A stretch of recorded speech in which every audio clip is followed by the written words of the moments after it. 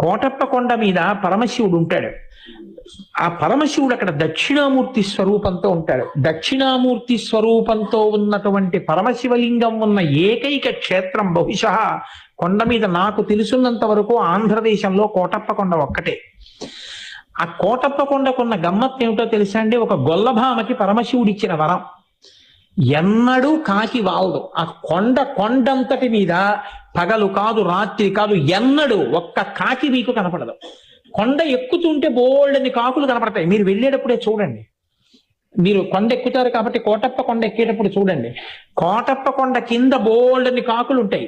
కోటప్ప కొండ ఎక్కడం మొదలెట్టినప్పటి నుంచి చూడండి, ఒక్క కాకి అంటే ఒక్క కాకి మీకు ఆ కొండ మీద వాలదు. ఎక్కడ ఓ చెట్టు మీద రాతి మీద వాలదు. కారణం, ఒక గొల్లభామ రోజు అక్కడ ఉన్నటువంటి శివుడికి తీసుకొచ్చి అన్నం పెడుతుండేది.